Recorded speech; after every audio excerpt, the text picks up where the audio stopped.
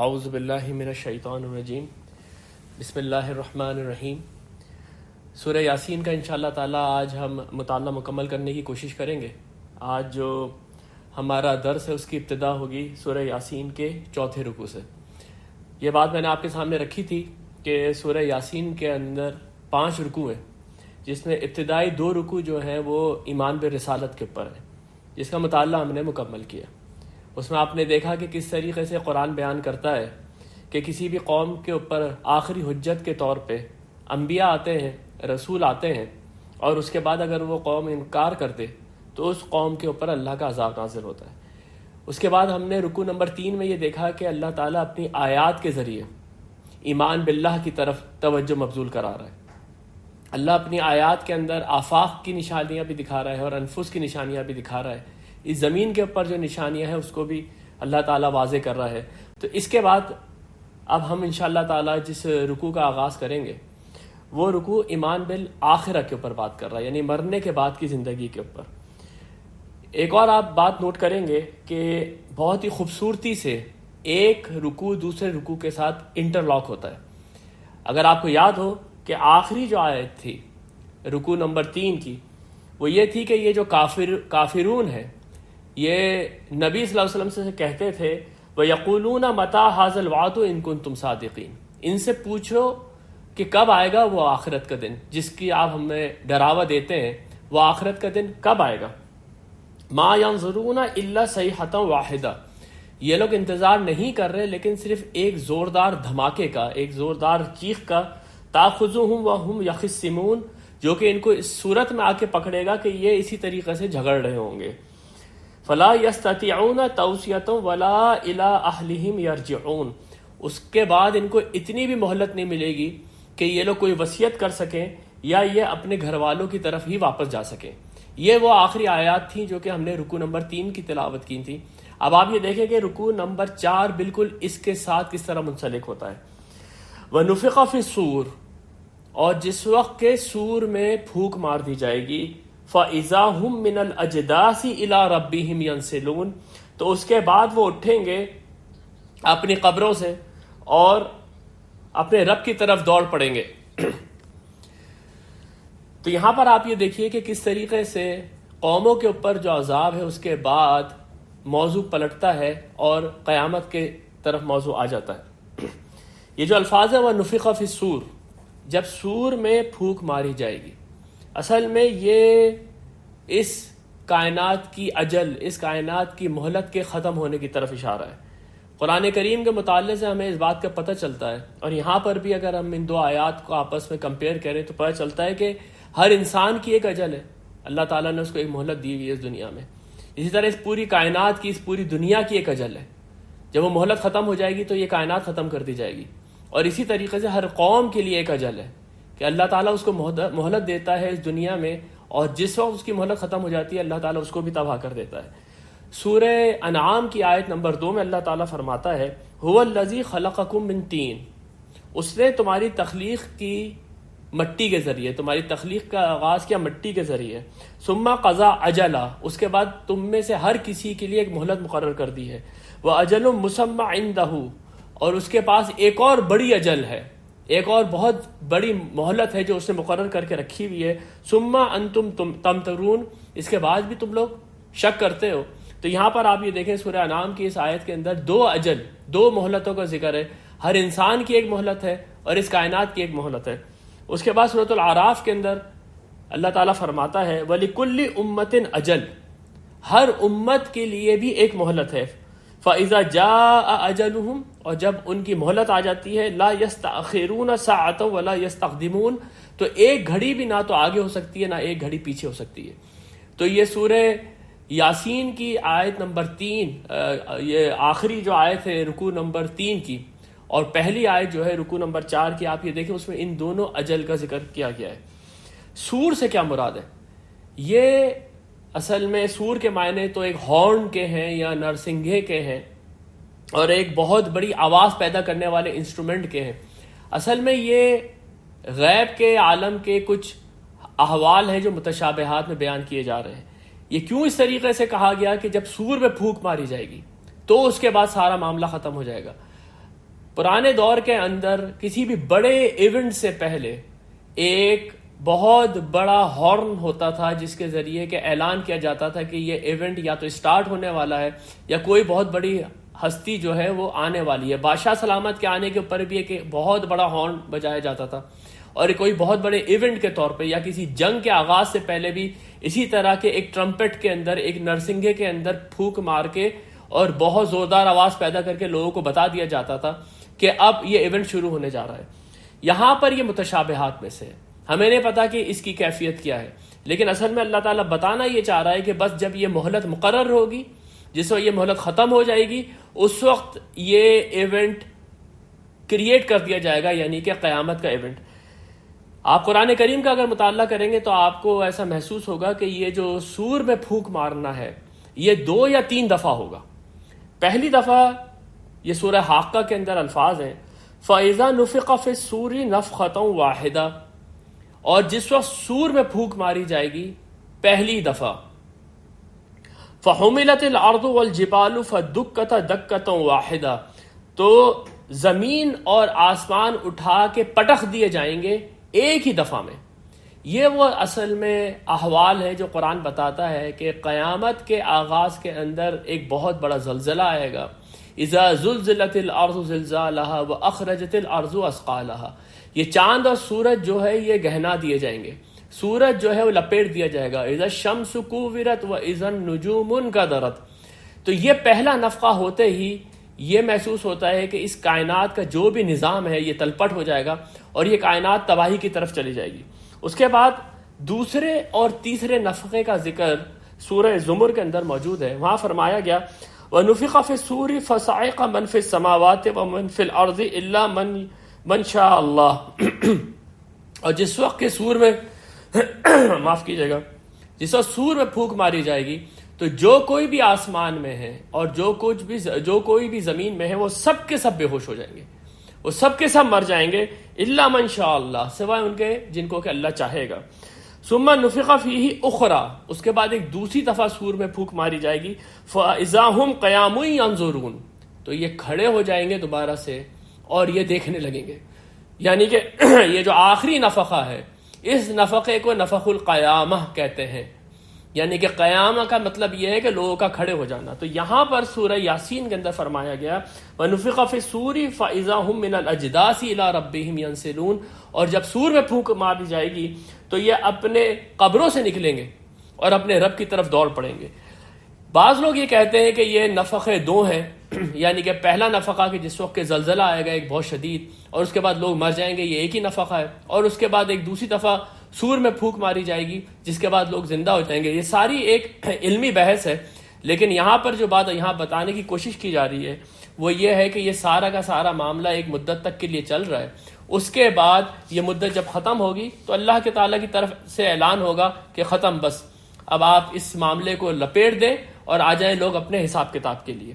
یہ 2 نفخے کیوں ہیں, اس کے لیے اگر آپ قرآن کریم پہ غور کریں گے تو آپ کے بات یہ سمجھ میں آئے گی کہ پہلا نفخہ یا پہلا اور دوسرا نفخہ اگر آپ کہہ لیں جس میں کہ سارے لوگ مر جائیں گے, جس وقت کہ کوئی بھی کائنات کے اندر موجود نہیں ہوگا, اس وقت کے لیے ایک بہت ہی خوبصورت حدیث ابن ماجہ کے اندر موجود ہے کہ اس وقت اللہ تعالیٰ فرمائے گا کہ میں جبار ہوں, میں مالک ہوں. کہاں ہے دنیا کے جبار, کہاں ہے دنیا کے مالک, یعنی کہ دنیا کے اندر جو لوگ تکبر کیا کرتے تھے آج وہ سب مر گئے, اور اثر مالک حقیقی اس وقت موجود ہے جس کے اوپر کبھی بھی موت نہیں آنی. تو یہ وہ وقت ہے کہ جس وقت اللہ تعالیٰ یہ فرمائیں گے کہ پوری کائنات کی, اور الفاظ حدیث میں یہ آتے ہیں کہ زمین اس کے ایک ہاتھ میں ہوگی اور آسمان اس کے دوسرے ہاتھ میں لپٹے ہوئے ہوں گے. اس کے بعد ہمیں قرآن سے ہی پتہ چلتا ہے کہ اللہ تعالیٰ اس آسمان اور زمین کو تبدیل کر کے کوئی اور ہی آسمان اور زمین بنا دے گا. سورہ ابراہیم کے اندر الفاظ موجود ہیں یوم تبدل الارض غیر الارض والسماوات, اور اس دن تبدیل کر دیے جائیں گے آسمان اور زمین کسی اور آسمان اور زمین کے ساتھ. وہ برزوا للہ الواحد القہار, اور یہ سارے کے سارے اللہ واحد القہار کے سامنے پیش کر دیے جائیں گے. تو یہ جو 2 نفخہ کے درمیان کیا ہوگا یہ بات میں نے آپ کے سامنے رکھی. قالوا یا ویلنا من بعثنا من مرقدنا, یہ لوگ جب اپنی قبروں سے اٹھیں گے تو یہ کہیں گے ہائے ہماری بدبختی, یہ کس نے ہمیں سوتے میں سے اٹھا دیا. یہاں پر ایک یہ بہت ہی امپورٹنٹ ایک چیز ہے سمجھنے والی کہ جو لوگ مر کے اٹھیں گے ان کو ایسا لگ رہا ہوگا وہ تو سو رہے تھے، تو پھر یہ کیا ہوا اور ہم اٹھ گئے اور یہ ہمارے سامنے کیا ایک نیا آسمان ہے، ایک نئی زمین ہے۔ ہمیں احادیث سے اس بات کا پتہ چلتا ہے کہ عذاب قبر بھی ہوگا، جو لوگ قبر میں جائیں گے ان کا حساب کتاب بھی ہوگا، لیکن قرآن کریم کے مطالعے سے آپ کو پتہ چلتا ہے کہ قرآن میں عذاب قبر کا یا عذاب برزخ کا کہیں پر بھی کوئی ذکر نہیں ہے، بلکہ قرآن میں تو ایسا محسوس ہوتا ہے کہ وہ لوگ جو کہ اس دنیا کے اندر نہایت ہی جبار تھے، فرعون تھے، متکبر تھے، ان کے مرنے کے بعد ہی ان کا عذاب شروع ہو جاتا ہے۔ یہ آپ کے سامنے میں سورہ غافر کی آیت رکھ رہا ہوں جس کے اندر فرعون کے متعلق ہے، النار یعرضون علیہا غدوا وعشیا، اور یہ آگ ہے جس کے اوپر یہ رات اور دن پیش کیے جاتا ہے۔ فرعون اور اس کے ماننے والے جب غرق ہوئے تو اس کے بعد یہ الفاظ موجود ہیں کہ رات اور دن یہ آگ کے اوپر پیش کیے جاتے ہیں، وَيَوْمَ تَقُومُ السَّاعَةُ، اور جس وقت کے قیامت قائم ہوگی، ادخلوا آل فرعون اشد العذاب، تو کہا جائے گا اب اسی عذاب کے اندر آل فرعون تم داخل ہو جاؤ، یعنی کہ فرعون کا عذاب اس وقت سے شروع ہو گیا جس وقت کہ وہ مرا ہے۔ سورہ یاسین کے مطالعے میں ہی ہم نے یہ دیکھا تھا کہ وہ آدمی جو مدینے کے بالکل آخر سے دوڑتا ہوا آیا تھا اور اس نے آ کے کہا تھا کہ اتباع کرو ان رسولوں کی، اس کو اس کی قوم نے جب مار دیا تو الفاظ تھے قیلت خل الجنہ، تم داخل ہو جاؤ جنت کے اندر، یعنی کہ اس کو بھی فوراً کوئی حساب کتاب نہیں، وہ بھی سیدھا کے سیدھا جنت کے اندر چلا گیا۔ عام لوگوں کے لیے یہاں پر دیکھیں یہ بیان ہوا ہے کہ وہ یہ کہہ رہے ہیں کس نے ہمیں سوتے میں سے اٹھا دیا، تو ایسا محسوس یہ ہوتا ہے کہ احادیث کے اندر جو عذاب قبر کا ذکر ہے یا عذاب برزخ کا ذکر ہے وہ ایک ایسی کیفیت ہوگی جیسے کوئی انسان سوتے میں خواب دیکھ رہا ہے، اور اگر وہ خواب جو ہے وہ برا ہوگا تو ظاہر سی بات ہے آدمی اس کی شدت محسوس کر رہا ہوگا، اس کی تکلیف محسوس کر رہا ہوگا، اور اگر وہ خواب اس کا اچھا ہوگا تو وہ اس سے لطف و کرم محسوس کر رہا ہوگا۔ لیکن یہ ہر آدمی یہ بات جانتا ہے کہ خواب کیسا بھی ہو، انسان جب سو کے اٹھتا ہے تو وہ فوراً یہ ریئلائز کر چکا ہوتا ہے کہ یہ تو میں خواب دیکھ رہا تھا، اب جو کچھ بھی میرے سامنے ہے یہ اصلیت ہے۔ اس لیے یہاں پر یہ لوگ جب کھڑے ہوں گے تو یہ کہیں گے قالوا یا ویلنا من بعثنا من مرقدنا، ہائے ہماری بدبختی، کس نے ہمیں سوتے سے اٹھا دیا۔ ھذا ما وعد الرحمن، یہ ہے جس کا وعدہ رحمان نے کیا تھا۔ وصدق المرسلون، اور سارے رسول جو تھے وہ سچے تھے۔ اس وقت ان کو ریئلائز ہو جائے گا کہ رسول جس آخرت کی جواب دہی کا ذکر کیا کرتے تھے وہ وقت آن پہنچا ہے۔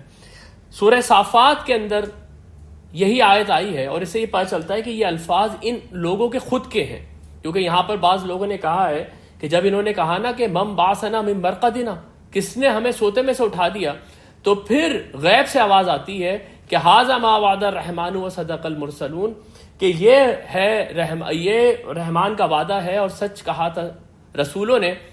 لیکن دوسری رائے یہ ہے کہ یہ خود ہی یہ لوگ ریئلائز کریں گے، خود ہی ریئلائز کریں گے اور اس کے بعد کہیں گے کہ یہ ہمارے ساتھ کیا ہو گیا۔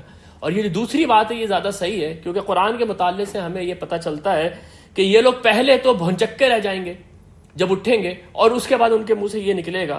سورہ صافات کے اندر الفاظ ہیں فَإِنَّمَا هِيَ زَجْرَةٌ وَاحِدَةٌ فَإِذَا هُمْ يَنظُرُونَ، ایک زوردار ڈانٹ کی آواز ہوگی کہ یہ لوگ کھڑے ہو جائیں گے سارے کے سارے اور سب کچھ دیکھ رہے ہوں گے۔ وَقَالُوا يَا وَيْلَنَا هَذَا يَوْمُ الدِّينِ، وہ کہیں گے ہائے ہماری بدبختی، یہ ہے یوم الدین، یہ حساب کا دن ہے۔ هَذَا يَوْمُ الْفَصْلِ الَّذِي كُنْتُمْ بِهِ تُكَذِّبُونَ، یہ ہے وہ دن جس کی تم لوگ تکذیب کیا کرتے تھے، جس کو تم لوگ جھٹلایا کرتے تھے۔ اسی طرح سورہ نبا جو کہ آخری پارے کی پہلی سورہ ہے، اس کے اندر فرمایا گیا یوم ینظر المرء ما قدمت یداہ، اس دن انسان دیکھے گا جو اس کی ہاتھوں کی کمائی نے آگے بھیجا۔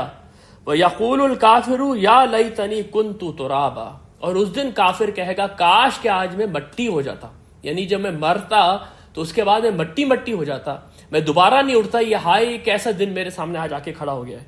سورۃ الفجر کے اندر اللہ تعالیٰ فرماتے ہیں یومئذ یتذکر الانسان وانى له الذکریٰ، اس دن انسان کو ہوش آئے گا، لیکن اب اس کو سمجھنے سے کیا فائدہ، اب ہوش آنے سے کیا فائدہ۔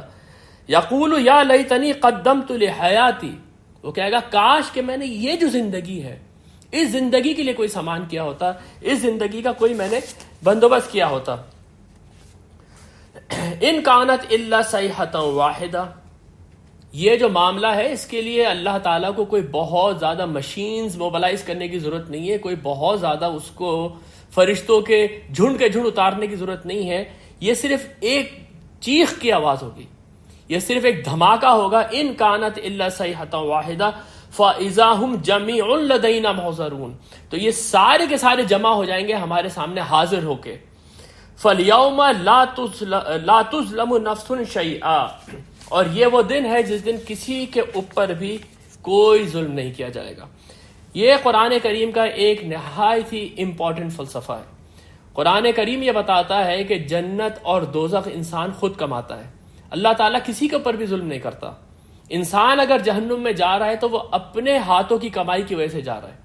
اسی لیے اللہ تعالیٰ کے نام ہے مالک یوم الدین، وہ یوم دین کا مالک ہے، وہ اس دن کا مالک ہے جس دن انصاف ہوگا. انسان نے اس دنیا میں ظلم کیا، اس نے دوسرے کا حق مارا، اور اس کے بعد اب اس کو چکانے کا وقت آ گیا ہے. اس لیے فرمایا جا رہا ہے فَالْيَوْمَ لَا تُظْلَمُ نَفْسٌ شَيْئًا، اس دن کسی نفس کے اوپر بالکل بھی کوئی ظلم نہیں کیا جائے گا.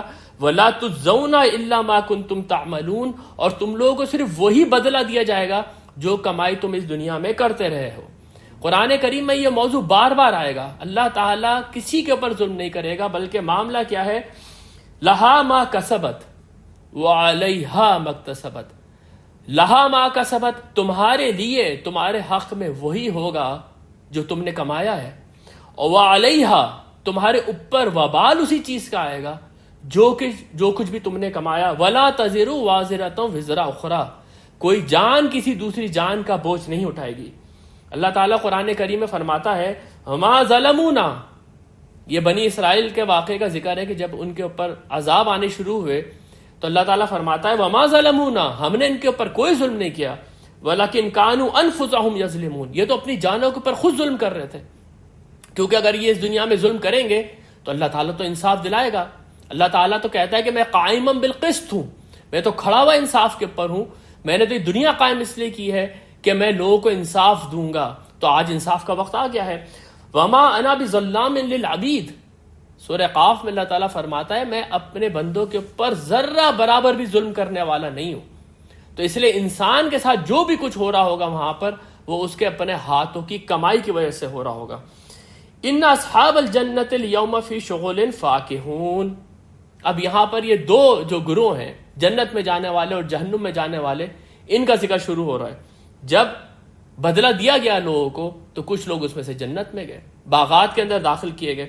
جب وہ باغات میں گئے تو وہاں پر بڑے لطف اندوز ہو رہے ہیں، مشغول ہیں تفریح کے اندر. ہم و ازواجہم، وہ بھی اور ان کے اسپاؤسز بھی، ان کی بیویاں بھی، ان کے شوہر بھی، فی ظلال علی الارائک متکئون، وہ گھنے سائے میں ہوں گے اور نیچے وہاں پر مسندوں کے اوپر، سیٹوں کے اوپر، صوفوں کے اوپر وہ ٹیک لگا کے بیٹھے ہوئے ہوں گے. لہم فیہا فاکہہ، ان کے لیے وہاں پر لذیذ لذیذ پھل ہوں گے. وَلَهُمْ مَا يَدَّعُونَ، اور ان کو وہ ہر چیز ملے گی جس کو کہ وہ طلب کریں گے. جنت کی جو نعمتیں ہیں اس کے اندر سب سے بڑی نعمت یہ بیان کی گئی ہے کہ وہاں تمہارے لیے وہ کچھ ہے جو تمہاری آنکھوں نے نہ دیکھا ہے، نہ تمہارے کانوں نے کبھی سنا ہے، اور نہ تمہارے دل کے اوپر کبھی اس کا خیال بھی گزرا ہے. سلام قولا من رب الرحیم، اور وہاں پر ان کے رب کی طرف سے ان کی جو گریٹنگز ہوں گی، ان کو جو صدائیں دی جائیں گی وہ یہ ہے کہ تم سلامتی ہی سلامتی ہو. یہاں پر تمہیں کسی قسم کا خوف نہیں ہے، یہاں پر تمہیں کسی قسم کا کوئی بھی غم نہیں ہے، ہر طرف سلامتی ہے یہاں پر. یہ ایک بہت بڑی نعمت جنت کی بتائی گئی ہے کہ وہاں پر سکون ہوگا، وہاں پر امن ہوگا، وہاں سلامتی ہوگی. ہر آدمی اس کا احساس کر سکتا ہے جو کسی ایسی جگہ پر رہتا ہے جہاں پر کہ سلامتی نہیں ہے، جہاں پر لا اینڈ آرڈر نہیں ہے. وہاں دل کتنا پریشان رہتا ہے ہر وقت. بچہ اگر کہیں باہر چلا جائے تو کتنا انسان ڈر رہا ہوتا ہے کہ کب یہ واپس آئے گا، اس کو کوئی اس کو زخم نہ مل جائے، اس کو کوئی نقصان نہ پہنچ جائے. لیکن جنت میں ایسا کوئی معاملہ نہیں ہے. وہاں پر ایک تو ہر طرف سلامتی ہی سلامتی ہوگی، اور دوسری جو چیز جنت کی نعمتوں میں بیان کی گئی وہ یہ ہے کہ سورۃ الاحزاب کے اندر اللہ تعالیٰ فرماتا ہے تحیتہم یوم یلقونہ سلام. گریٹنگز ان کے لیے ہوں گی جس دن کہ وہ ملاقات کریں گے رب سے، سلامتی ہی سلامتی. وَعَدَّ لَهُمْ أَجْرًا كَرِيمًا، اور ان کے لیے بہت ہی زبردست اجر اللہ نے تیار کر کے رکھا ہوا ہوگا. سورہ نبا کے اندر فرمایا گیا لا يسمعون فیہا لغوا ولا کذابا، وہاں پر نہ تو یہ لوگ کوئی لغو بیکار بات سنیں گے اور نہ کوئی جھوٹ کی بات سنیں گے. یہ کیسی نعمت ہے جو جنت کی بیان کی گئی ہے. ایک اور جگہ پہ سورہ واقعہ میں ہم پڑھیں گے انشاءاللہ تعالی لا يسمعون فیہا لغوا ولا تأثیما، نہ تو یہ وہاں پر کوئی بیکار بات سنیں گے اور نہ کوئی یہ بیہودہ بات سنیں گے. یہ کس طرح کی نعمت ہے جس کو الگ سے بیان کیا گیا ہے.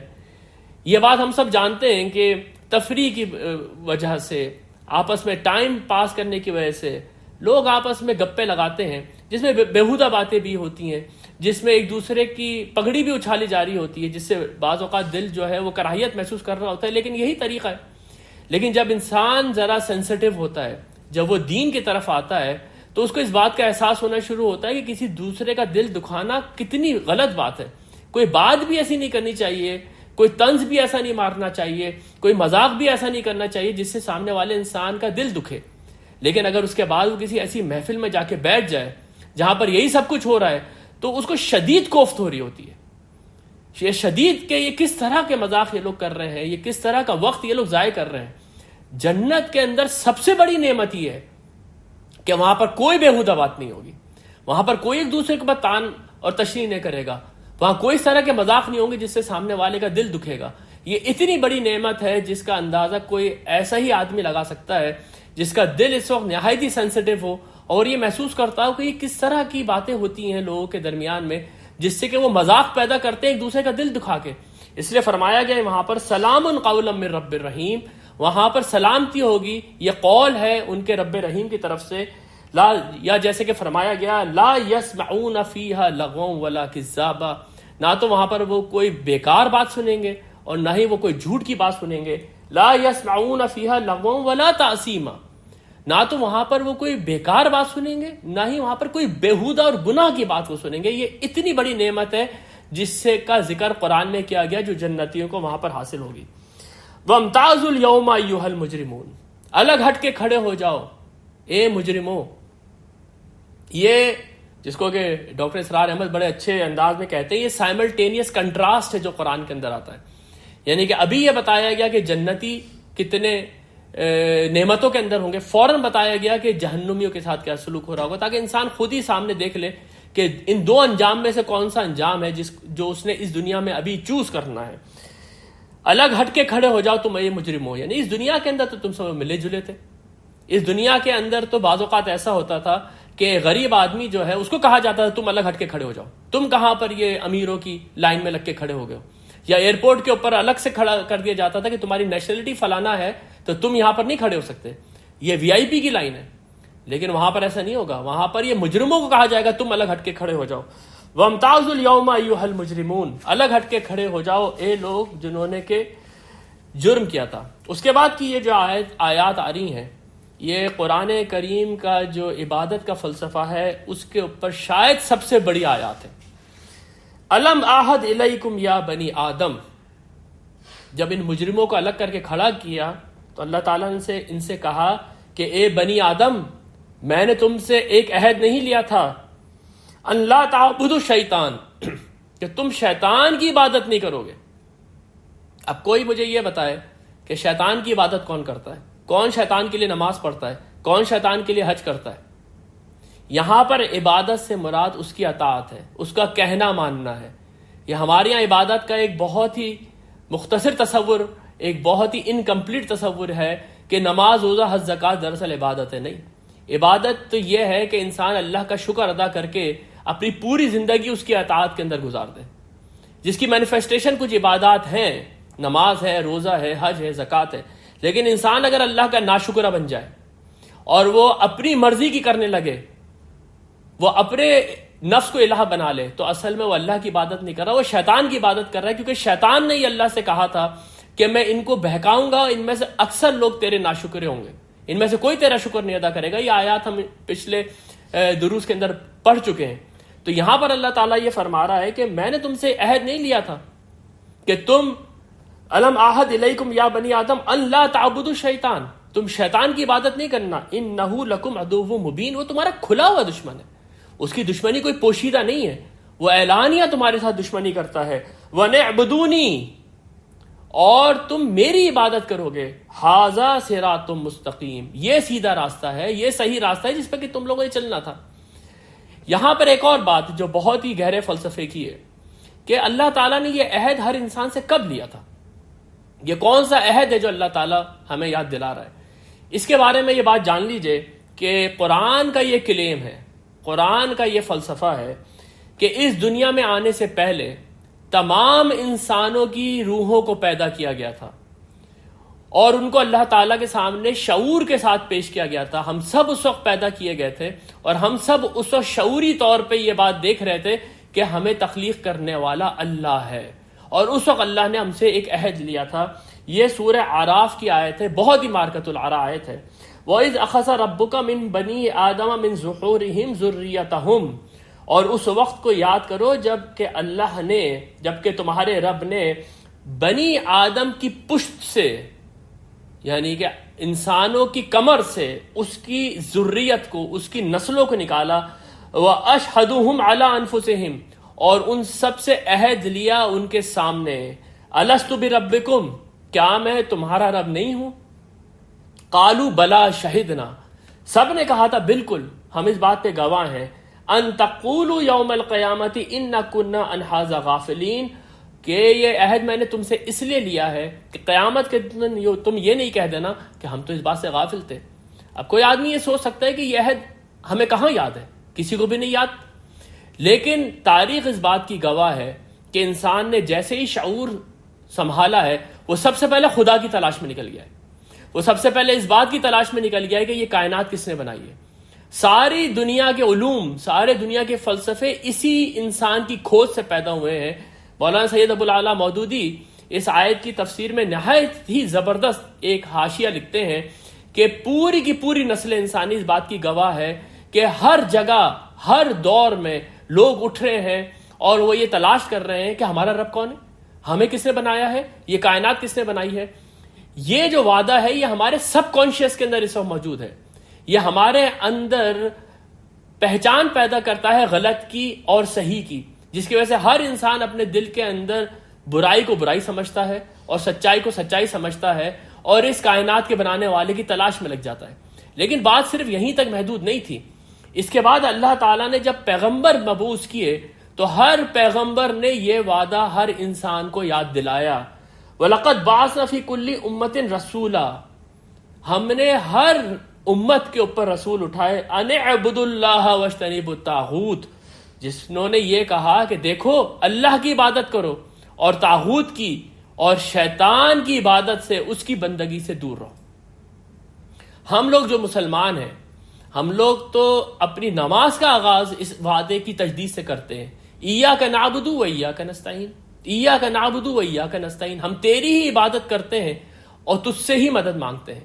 اللہ تعالیٰ یہاں فرما رہا ہے کہ الم آہد الیکم یا بنی آدم ان لا تعبدوا الشیطان، میں نے تم سے یہ عہد نہیں لیا تھا کہ تم شیطان کی پیروی نہیں کرنا، وَنِعْبُدُونِی ھذا صراط مستقیم، تم میری عبادت کرنا یہ سیدھا راستہ ہے۔ اور سورہ فاتحہ میں آپ کہہ رہے ہیں ایاک نعبد و ایاک نستعین اہدنا الصراط المستقیم۔ تو یہ جو عہد ہے اللہ تعالیٰ جب یاد دلائے گا تو انسان کو اپنی دنیا کے اندر بھی جو وہ بار بار اس عہد کی تجدید کرتا تھا اس کو یاد آئے گا، اور جو اس کے فطرت کے اندر یہ وعدہ الست موجود ہے یہ بھی اس وقت اس کو یاد آ جائے گا۔ وَنِعْبُدُونِی ھذا صراط مستقیم، میری ہی عبادت کرو، یہ ہے سیدھا راستہ۔ وَلَقَدْ أَضَلَّ مِنْکُمْ جِبِلًّا کَثِیرًا، دیکھو اس شیطان نے تو تم میں سے کئی لوگوں کو گمراہ کر دیا۔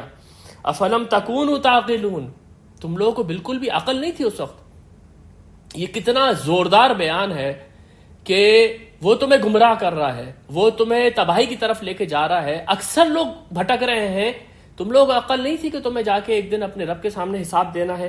ھذہ جہنم التی کنتم توعدون، تو اب یہ جہنم ہے جس کا تم لوگوں سے وعدہ کیا جاتا تھا۔ اس دنیا کے اندر جو تم نے جرم کیے ہیں، جو جرائم تم لوگوں نے کیے ہیں، اس جرائم کا بدلہ یہ ہے یہ جہنم جو تمہارے سامنے کھڑی ہوئی ہے۔ آگے چل کے فرمائے گا اصلوھا الیوم بما کنتم تکفرون، اور اب اس جہنم کے اندر جاؤ اور اس کے اندر جلو، اس وجہ سے کہ تم اس دنیا میں کفر کرتے تھے۔ کفر کے لفظ کے معنی کیا ہے یہ انشاءاللہ آگے چل کے میں تھوڑا سا آپ کے سامنے رکھوں گا، لیکن کفر کے ایک معنی ہے ناشکراپن۔ یہ قرآن کریم میں شکر کے مقابلے میں کفر آیا ہے۔ اِنَّا هَدَيْنَاهُ السَّبِيلَ إِمَّا شَاكِرًا وَإِمَّا كَفُورًا، ہم نے انسان کو راستے کی ہدایت دے دی، اب اس کی مرضی ہے کہ وہ شکر کرے، اس کی مرضی ہے وہ ناشکرہ بنے۔ اس لیے یہ کفر کا مطلب جو ہے یہ ناشکرہ ہونے کے لیے بھی آتا ہے۔ ہم عموماً اپنی زبان میں، اردو زبان میں کہتے ہیں کہ کفران نعمت نہیں کرو، یعنی جو نعمت اللہ نے دی ہے اس کا ناشکراپن نہ کرو، اس لیے ہم خود اردو میں کہتے ہیں کہ کفران نعمت نہ کرو۔ اس لیے حل یوم بما کنتم تکفرون، اب جلو اس آگ کے اندر اس وجہ سے جو تم ناشکری کرتے تھے، جو تم کفر اللہ کی آیات کے ساتھ کرتے تھے۔ اس وقت لوگ، قرآن کے دوسرے مقامات سے ہمیں پتہ چلتا ہے کہ لوگ اس وقت بڑی آہ و وزاری کریں گے، وہ کہہ رہے ہوں گے ہم نے ایسا نہیں کیا، ان کے سامنے ان کا جو اعمال نامہ آ رہا ہوگا اس کے سامنے بھی وہ معذرتیں پیش کر رہے ہوں گے۔ تو جب یہ بات حد سے گزر جائے گی تو فرمایا گیا الیوم نختم علی افواہہم، اس کے بعد ہم ان کے منہ کو سیل کر دیں گے، ان کے منہ کے اوپر ہم مہر لگا دیں گے، وتکلمونا ایدیہم، اور ان کے ہاتھ ہم سے بات کریں گے، وتشہد ارجلہم، اور ان کے پیر گواہی دیں گے، بما کانوا یکسبون، جو اعمال بھی، جو بھی کمائی وہ وہاں پر کر رہے تھے۔ یہ بھی بہت گہری آیت ہے، اس طرح کے درس میں اس میں جانے کا موقع ملتا نہیں ہے، لیکن یہاں پر ایک بات تو یا دو باتیں تو بالکل واضح ہیں۔ ایک تو یہ کہ یہ جو ہمارا جسم ہے یہ ہمارے لیے صرف ایک انسٹرومنٹ ہے، اصل جو شخصیت ہے جو ہمارے اندر ہے، جس سے حساب کتاب ہو رہا ہے یا جو اس دنیا میں سارے ڈیسیجن لیتی ہے، وہ ہماری روح ہے۔ اس وقت یہ بالکل ایک انسٹرومنٹ کی طرح سے کام کر رہا ہے، جیسے کہ آپ کوئی گاڑی چلا رہے ہیں تو وہ گاڑی کیا ہے، وہ آپ کے لیے صرف ایک انسٹرومنٹ ہے، اس کے اندر بہت سارے صلاحیتیں موجود ہیں، آپ تیز چلائیں آپ کی مرضی، آپ ہلکے چلائیں آپ کی مرضی، آپ اس سے کسی کو مار دیں آپ کی مرضی، آپ کسی کو اس میں لفٹ دے کے اس کا وقت بچا لیں آپ کی مرضی۔ بالکل اسی طریقے سے یہ ہمارا جسم ہے۔ انسان کی روح یا انسان کی جو اصل شخصیت ہے، جب وہ معذرتیں پیش کر رہی ہوگی میں نے ایسا نہیں کیا، یا ہمیں ایک دفعہ دوبارہ دنیا میں پیدا کر دیں، تو یہ جو انسان کا انسٹرومنٹ ہے، یہ اس کا جسم، اللہ تعالیٰ اس کو گویا عطا کر دے گا، یہ بتانا شروع کر دے گی کہ دیکھو میرا یہ جو ہاتھ ہیں، ان ہاتھوں سے اس سے دیکھے کیا کیا غلط کام مجھ سے کروائے، یہ جو پیر ہے دیکھو اس سے یہ لے کے کتنی غلط جگہوں پہ یہ گیا۔ ایک اور چیز یہاں پر نوٹ کر لیں کہ آج تو خیر جدید سائنس ہمیں یہ بات بتاتی ہے کہ انسان کی نہ تو آواز ختم ہوتی ہے، اس کی آوازیں بھی کہیں نہ کہیں ریکارڈ ہو رہی ہیں، اس کی تصویر بھی کہیں نہ کہیں ریکارڈ ہو رہی ہے، جو کچھ بھی وہ بولتا ہے اس سے ساؤنڈ انرجیز کریٹ ہوتی ہیں، جو لائٹ آپ کے اوپر ریفلیکٹ ہو کے جاتی ہے وہ آپ کی تصویر بنا رہی ہوتی ہے۔ تو کچھ بعید نہیں کہ انسان جو بھی کچھ کر رہا ہے اس کے امپریشن اس کی اپنی باڈی کے اوپر آ رہے ہیں۔ آج تو ہم بہت اچھی طریقے سے اس بات کو سمجھ سکتے ہیں، اور اللہ تعالیٰ صرف انہی کو ابھار دے گا، وہی سامنے آ کے انسان کے خلاف گواہی دینا شروع کر دے گی۔ الیوم نختم علی افواہہم، اس دن ہم ان کے منہ کو سیل کر دیں گے، وتکلمون ایدیہم، اور ان کے ہاتھ ہم سے بات کریں گے، وتشہد ارجلہم، اور ان کے پیر گواہی دیں گے، بما یکسبون، کہ دنیا میں جو یہ کماتے رہے ہیں۔ وَلَوْ نَشَاءُ لَطَمَسْنَا عَلَىٰ أَعْيُنِهِمْ، ہم تو چاہیں تو اس وقت ان کی آنکھیں مٹا دیں۔ وہ پیچھے کہہ رہے تھے نا کہ وہ قیامت کا دن کب آئے گا، وَيَقُولُونَ مَتَىٰ هَٰذَا الْوَعْدُ إِن كُنتُمْ صَادِقِينَ، کب آئے گا وہ قیامت کا دن؟ تو اللہ تعالیٰ یہ فرما رہا ہے کہ اس وقت تو میں نے ان کو مہلت دی ہوئی ہے، لیکن میں ابھی بھی ان کے اوپر اتنی قدرت رکھتا ہوں کہ میں چاہوں تو میں ان کی آنکھوں کو مٹا دوں، یہ دیکھ ہی نہ سکے۔ وَلَوْ نَشَاءُ لَطَمَسْنَا عَلَىٰ أَعْيُنِهِمْ فَاسْتَبِقُوا الصِّرَاطَ، پھر یہ راستہ پکڑنے کی کوشش کریں گے، فَأَنَّىٰ يُبْصِرُونَ، لیکن اب ان کو نظر کہاں پر آئے گا؟ یہ میری قدرت میں ہے کہ میں اس وقت ان کی آنکھیں مسخ کر دوں۔ وَلَوْ نَشَاءُ لَمَسَخْنَاهُمْ عَلَىٰ مَكَانَتِهِمْ، اگر ہم چاہیں تو جہاں پر یہ ہیں وہیں پر ان کو دھسا دیں، وہیں پر ان کو ختم کر دیں۔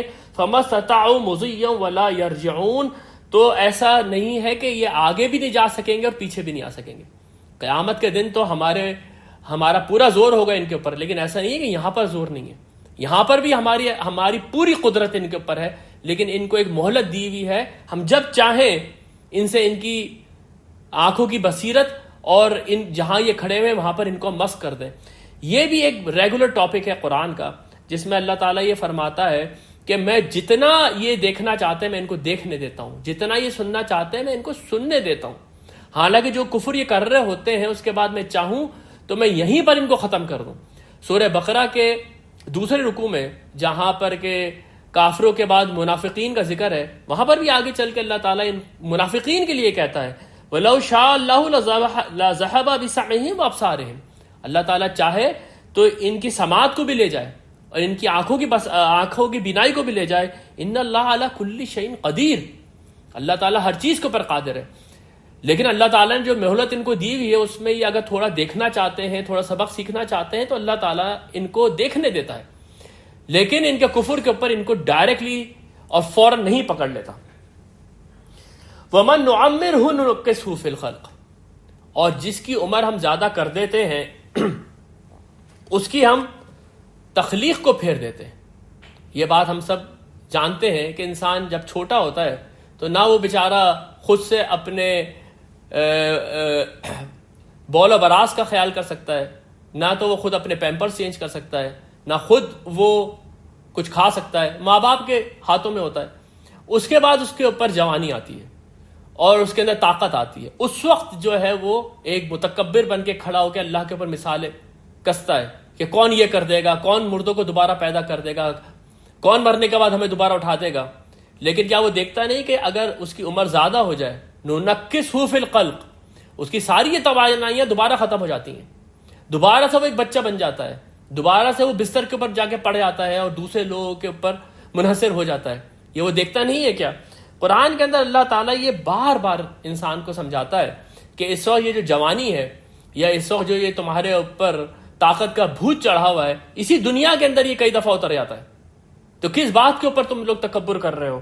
یہ سورہ نحل کے اندر اللہ تعالیٰ فرماتا ہے وَاللَّهُ خَلَقَكُمْ ثُمَّ يَتَوَفَّاكُمْ، یہ اللہ ہی ہے جس نے کہ تمہیں تخلیق کیا ہے، اس کے بعد وہ تمہیں موت دیتا ہے۔ وَمِنْكُمْ مَن يُرَدُّ إِلَىٰ أَرْذَلِ الْعُمُرِ، اور تم میں سے کوئی جو ہے وہ بہت زیادہ بڑھاپے کی عمر تک پہنچا دیے جاتے ہیں۔ لِكَيْ لَا يَعْلَمَ بَعْدَ عِلْمٍ شَيْئًا، کتنا ہی بڑا عالم کیوں نہ ہو وہ، اب وہ کچھ بھی نہیں جانتا ہے، وہ کچھ بول ہی نہیں پاتا ہے، اس کے منہ سے نوالا جو ہے نیچے نہیں اترتا ہے، وہ نوالا چبا نہیں پاتا ہے، منہ میں اس کے ڈالو اس کے سائڈوں سے نکلنا شروع ہو جاتا ہے، کتنا ہی بڑا عالم کیوں نہ ہو۔ اب لا یعلم بعد علم شیئا، سب کچھ جاننے کے باوجود بھی اب وہ کچھ نہیں جانتا۔ کیا تم لوگ اس سے سبق نہیں سیکھتے؟ یہ وقت ہے جس وقت کے جوانی ہے، یہ وقت ہے جس وقت کے جسم کے اندر صلاحیت موجود ہے، یہ وقت ہے جس وقت اللہ کی طرف آؤ، نہیں تو اس دنیا کے اندر بھی ایک وقت آنے والا ہے جب تمہاری ساری صلاحیتیں سلب ہو جائیں گی، اور ایک وقت ایسا آنے والا ہے جب تمہاری مہلت ختم ہو جائے گی۔ اس کے بعد ہم آخری رکوع کی طرف آتے ہیں۔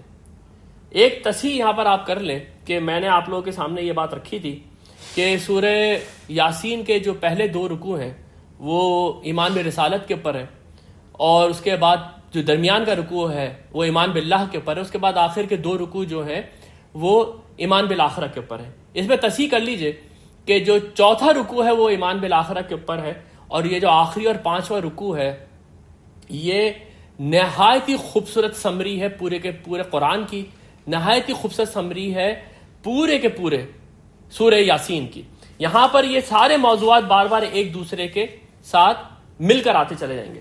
جس طریقے سے آپ دیکھیں سورہ یاسین شروع ہوئی تھی، آپ یہ دیکھیں گے یہاں پر اسی طریقے سے یہ آخری رکوع یعنی جو کنکلوژن ہے وہ بھی بالکل تقریباً اسی طریقے سے ہو رہا ہے۔ وما علمناہ الشعر وما ينبغی لہ، ہم نے اس نبی کو شعر نہیں سکھایا ہے اور نہ ہی یہ شاعری جو ہے اس کے شایع نشان ہے۔ آپ دیکھیں جب سورہ یاسین شروع ہوئی تھی تو وہاں پر کہا گیا یاسین والقرآن الحکیم انک لمن المرسلین، یہ قرآن جو حکمت والا یہ اس بات کا گواہ ہے، یہ اس بات کا ثبوت ہے کہ محمد اللہ کے رسول ہے۔ اس کے جواب میں لوگوں نے یہ کہنا شروع کیا کہ یہ قرآن جو ہے یہ تو شاعری ہے، یہ قرآن جو ہے یہ تو کسی کاہن کا کلام ہے، یہ تو کسی جادوگر کا کلام ہے۔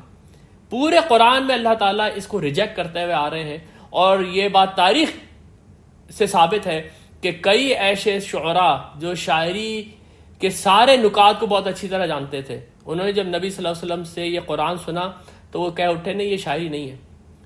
آپ کے سامنے میں ولید بن مغیرہ کا ذکر کرتا ہوں کہ جس نے نبی صلی اللہ علیہ وسلم سے جا کے جب یہ کہا کہ تم یہ سب کچھ کیوں کر رہے ہو، کیوں تم نے جو ہے نا گھر گھر کے اندر فساد ڈلوا دیا ہے، باپ جو ہے وہ بیٹے کے خلاف ہو گیا ہے، بھائی بھائی کے خلاف ہو گیا ہے، ہمارا یہ جو ٹرائبل سسٹم ہے اس کے اندر تم نے کیاس کریٹ کر دیا.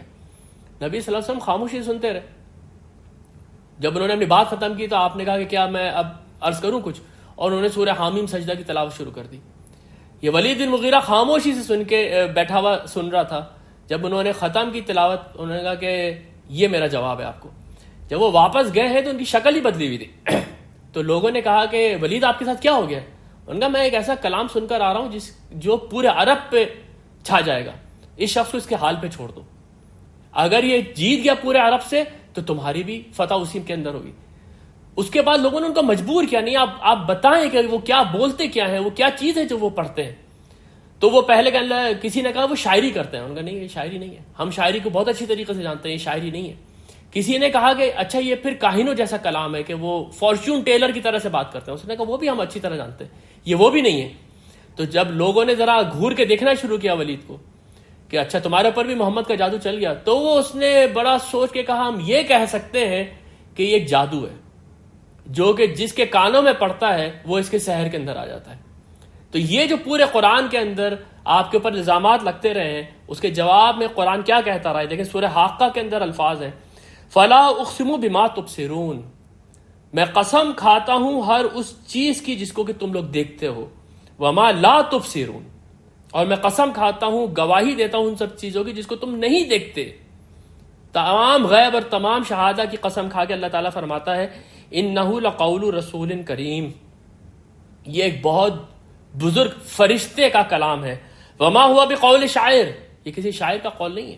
قلیلا ما تؤمنون، بہت کم ہو جو تم لوگ ایمان لے کر آتے ہو.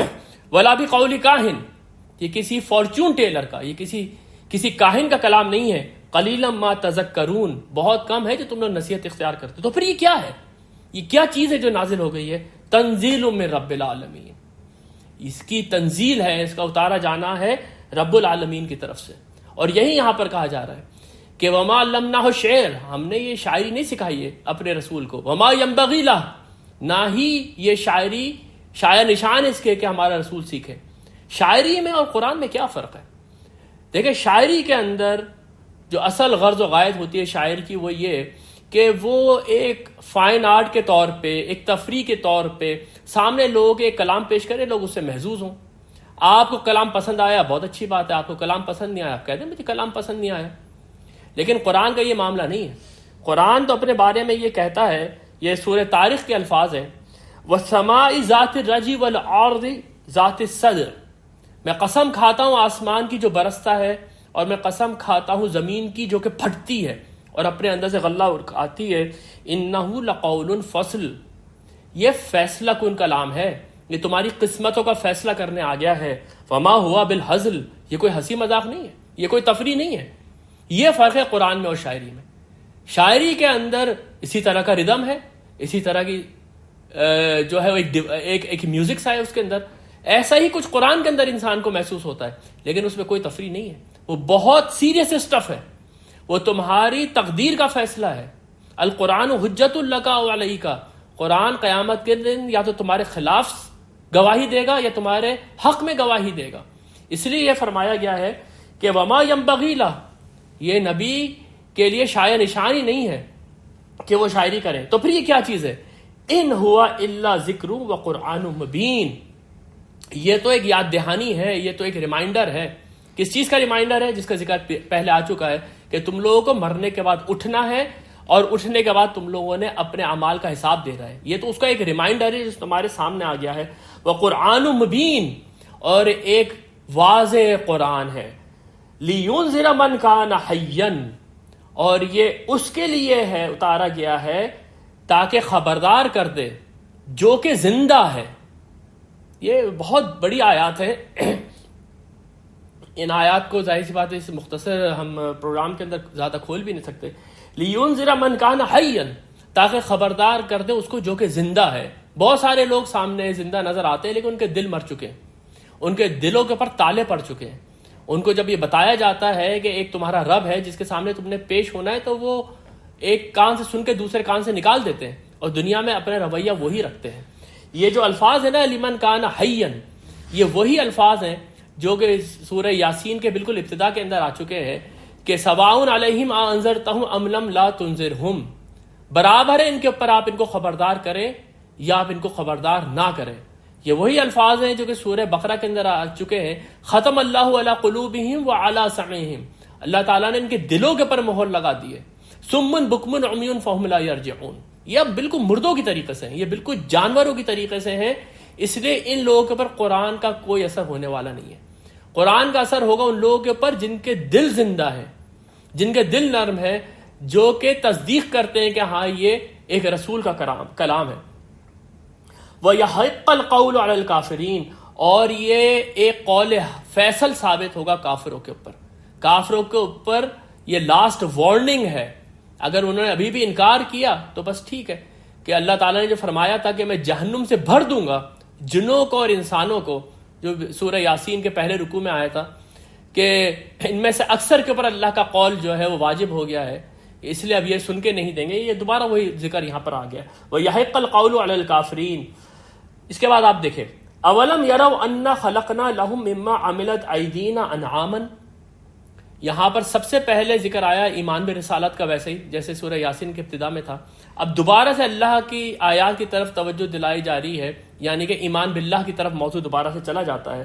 کیا یہ لوگ دیکھتے نہیں ہیں کہ ہم نے ان کے لیے پیدا کیے ہیں انا خلقنا لهم مما عملت ایدینا، اپنی بنائی ہوئی چیزوں میں سے، انعاما یعنی یہ جو ہم نے ان کے لیے مویشی بنائے ہیں، یہ جو بھیڑ بکریاں گھوڑے وغیرہ ہم نے ان کے لیے بنائے ہیں، یہ ہم نے بنائے ہیں ان کے لیے. فہم لہا مالکون، لیکن اب یہ اس کے مالک بن کے بیٹھ گئے. یہ جانتے ہیں کہ یہ تخلیق ان کی اپنی نہیں ہے، یہ تخلیق تو خدا کی ہے. وَذَلَّلْنَاهَا لَهُمْ، ہم نے ان کو ان کے قابو میں دے دیا ہے. اگر آپ لوگ کبھی عرب کے ریگستانوں میں جائیں یا آپ صحراؤں میں جائیں جہاں پر کہ بالکل ابھی بھی وہی بدوی نظام موجود ہے، وہی بیڈوینز ہیں، تو آپ کے سامنے ایسے حیرت انگیز مناظر آئیں گے بعض اوقات کہ ایک چھوٹا سا بچہ ہے، وہ اونٹوں کے ایک بہت بڑے ریوڑ کو ایک کی نکیل دوسرے کی دم سے باندھی ہوئی ہے، اس کی نکیل اس کے دوسرے کے دم سے باندھی ہوئی ہے، اور آخری کی جو نکیل ہے وہ ایک چھوٹے سے بچے کے ہاتھ میں ہے جو کہ اس سے 10 گنا طاقت میں زیادہ ہے، قد میں زیادہ ہے. اس اونٹ کو ایک چھوٹے سے بچے نے ایک نکیل سے پکڑا ہوا ہے. یا اسی طریقے سے گائے اور بھینس وغیرہ جو ہیں، ان کو بھی ایک چھوٹے سے بچہ اپنے قابو میں کر لیتا ہے. حالانکہ اگر وہ بپھر جائیں، وہ اونٹ یا وہ گھوڑا یا وہ گائے، تو وہ بچہ تو کیا وہ بڑے قداور آدمی کو اٹھا کے پھینک دے. لیکن یہاں پر اللہ تعالیٰ فرماتا ہے کہ وہ آج اگر تمہارے قابو میں ہیں، یہ اتنے بڑے بڑے طاقتور جو جانور ہیں، وہ ذللناہا لہم، ہم نے ان کو تمہارے قابو میں دے دیا ہے. فمنہا رکوبہم، اور اب اس کے اوپر تم لوگ سواریاں کرتے ہو. ومنہا یاکلون، اور ان میں سے تم کھاتے ہو. ایک جانور جو ہے وہ کتنی زیادہ منافع دیتا ہے انسان کو، اس کے اوپر انسان سواری کرتا ہے، اس سے ہل چلاتا ہے، اس سے بہت سارا سامان جو ہے وہ ادھر سے ادھر منتقل کرتا ہے. اس کے بعد اگر وہ اس کو ذبح کر دے تو اس کا گوشت کھاتا ہے. جب وہ زندہ تھا تو اس کا دودھ پیتا تھا، اور اس کے بعد مرنے کا اس کی کھال تک وہ اپنے کام میں لے کر آ جاتا ہے، جس سے کہ وہ خیمے بناتا ہے، جس سے وہ اور دوسری چیزیں بناتا ہے. یہ ساری کی ساری چیزیں کیا ہیں؟ اللہ کا انعام ہے انسانوں کے اوپر. وَلَهُمْ فِيهَا مَنَافِعُ وَمَشَارِبُ، ان سارے جانوروں کے اندر تمہارے لیے بہت سارے منافع ہیں اور بہت ساری پینے کی چیزیں ہیں. افلا یشکرون، تو کیا تم لوگ شکر ادا نہیں کرتے؟ یہ ہے اصل میں ایمان باللہ کا کلائمیکس، کہ انسان اللہ تعالیٰ کی نعمتوں کو سب سے پہلے تو ریئلائز کرے، اس کے بعد اس کو اپریشیٹ کرے، اس کا شکر ادا کرے کہ اللہ تو نے یہ نعمتیں ہمیں دی ہیں. اور یہ جو شکر ہے اللہ تعالیٰ کا، یہ عبادت میں اللہ کی اطاعت کے اندر تبدیل ہو جاتا ہے. لیکن ہوتا کیا ہے؟ یہ بھی ایک بڑا ریگولر موضوع ہے قرآن کا. سورہ بقرہ کے اندر بھی یہ آ چکا ہے کہ یہ ساری کی ساری چیزیں، یہ سارے کی ساری نشانیاں ان کے سامنے ہیں کہ ہم نے ان کو انعام دیے، ہم نے ان کو کھیتیاں دیں، ہم نے یہ آسمان اور زمین ان کے لیے مسخر کر دی ہیں. اس کے بعد یہ لوگ کرتے کیا ہیں؟ وَاتَّخَذُوا مِن دُونِ اللَّهِ آلِهَةً، یہ اللہ کو چھوڑ کے دوسرے خدا بنا لیتے ہیں. لَعَلَّهُمْ يُنصَرُونَ، اس امید کے اوپر کہ وہ ان کی مدد کریں گے. سورہ بقرہ کے اندر یہ موضوع بہت ہی زوردار طریقے سے آ چکا ہے. اللہ تعالیٰ کی نشانیاں بیان کی گئیں، کئی نشانیاں اللہ تعالیٰ کی بیان کی گئیں، اس کے بعد فرمایا گیا وَمِنَ النَّاسِ مَن يَتَّخِذُ مِن دُونِ اللَّهِ أَندَادًا۔ یہ ساری نشانیوں کے بعد لوگوں کا حال یہ ہے کہ وہ اللہ کو چھوڑ کے اس کے دوسرے مد مقابل اور دوسرے خدا بنا لیتے ہیں۔ یحبونہم کحب اللہ، وہ ان سے ایسی محبت کرتے ہیں جیسے اللہ سے محبت کرنی چاہیے تھی۔ والذین آمنوا اشد حبا للہ، لیکن جو لوگ ان نشانیوں کو دیکھ کے ایمان لے کر آتے ہیں وہ سب سے زیادہ شدید اللہ سے محبت کرتے ہیں، کیونکہ یہ چیزیں اللہ نے ہمیں عطا کی ہیں، یہ اس کا شکر ہے جو اس نے ہمیں اس دنیا کے اندر اس طرح کی نعمتیں عطا فرمائی ہیں۔ لیکن سورہ بقرہ میں جہاں پر یہ رکوع آیا ہے، اس کے بعد کی جو دو آیات ہیں وہ بہت خطرناک ہیں۔ اس میں یہ بات نہیں ہے کہ صرف انسان ان بتوں کو خدا بنا لیتا ہے، انسان جو ہے ان فرشتوں کو خدا بنا لیتا ہے، بلکہ اس دنیا میں انسان اپنے لیڈروں کو خدا بنا دیتا ہے۔ وہ ان کی ایسی اندھی پیروی کرتا ہے جیسی پیروی اس کو کرنی چاہیے اللہ تعالیٰ کی اور اس کے رسولوں کی۔ قیامت کے دن یہ سارے کے سارے جو لیڈر ہیں، یہ سارے کے سارے جو پیشوا ہیں، یہ انکار کر دیں گے ان لوگوں کی کہ یہ لوگ ہماری پیروی کیا کرتے تھے، اور یہ لوگ پچھتائیں گے کہ ہم ان کے کہنے سے کیا نہیں کرتے تھے، ہم ان کے کہنے سے دکانیں جلا دیا کرتے تھے، ہم ان کے کہنے سے روڈ بلاک کر دیا کرتے تھے، کتنے لوگوں کے گھر ہم نے جلا دیے اپنے لیڈروں کی تقریروں کے بعد، اور آج یہ کھڑے ہو کے ہماری طرف دیکھ بھی نہیں رہے ہیں۔ یہ ہے سورہ بقرہ کے اندر موضوع جو اس آیت کے فوراً بعد آتا ہے۔ اس کا مطلب ہے الہ صرف یہ نہیں ہے کہ انسان نے اس دنیا کے اندر کچھ بتوں کو پوجنا شروع کر دیا، یا آسمان اور زمین کو اس نے پوجنا شروع کر دیا، یا کچھ فرشتوں کو اس نے اللہ کی بیٹیاں بنا دیا، یا حضرت عیسیٰ علیہ السلام کو اللہ کا بیٹا بنا دیا۔ وہ اس دنیا میں جن لیڈروں کی اندھی پیروی کرتا ہے، جن لیڈروں کے کہنے کے اوپر وہ اس دنیا کے اندر فساد پیدا کرتا ہے، وہ بھی اللہ کا ند بنانا ہے۔ تو اس لیے یہاں پر فرمایا گیا وَاتَّخِذُوا مِن دُونِ اللَّهِ آلِهَةً، یہ اللہ تعالیٰ کے سوا دوسرے الہ بنا لیتے ہیں، لَعَلَّهُمْ يُنصَرُونَ، کہ شاید کہ ان کی مدد کی جائے گی۔ قیامت کے دن یہ شفاعت کریں گے، هَؤُلَاءِ شُفَعَاؤُنَا عِندَ رَبِّنَا مَا نَعْبُدُهُمْ إِلَّا لِيُقَرِّبُونَا إِلَى اللَّهِ زُلْفَىٰ، ہم ان کی عبادت نہیں کرتے لیکن قیامت کے دن یہ اللہ کے یہاں ہماری شفاعت کریں گے۔ یہ سوچ کے یہ لوگ ان کی عبادت کرتے ہیں۔ لَعَلَّهُمْ يُنصَرُونَ لَا يَسْتَطِيعُونَ نَصْرَهُمْ، یہ جو بت ہیں، یہ جو پیشوا ہیں مذہبی، یہ جو لیڈرز ہیں، یہ بالکل بھی استطاعت نہیں رکھتے کہ ان کی مدد کر سکیں گے۔ وَهُمْ لَهُمْ جُنْدٌ مُحْضَرُونَ، اس آیت کے دو مطلب لیے گئے اور دونوں مطلب ہی صحیح ہیں۔ ایک مطلب تو اس کا یہ لیا گیا ہے کہ یہ ان کی کیا مدد کریں گے، قیامت کے دن یہ لوگ خود کھڑے ہو کے ان کے خلاف گواہی دیں گے، خود ان کے خلاف ایک لشکر بنے ہوئے ہوں گے۔ جو لوگ عیسیٰ علیہ السلام کو اللہ کا بیٹا مانتے تھے، عیسیٰ علیہ السلام کھڑے ہو کے کہیں گے کہ میرا ان سے کوئی تعلق نہیں ہے، میں نے ان سے کبھی بھی نہیں کہا تھا مجھے اللہ کا بیٹا بنا دینا۔ اور اسی طرح سے جو لیڈر ہیں یہ وہاں ان سے برات کا اعلان کر دیں گے، جیسے سورہ بقرہ کا میں نے آپ کے سامنے ذکر کیا۔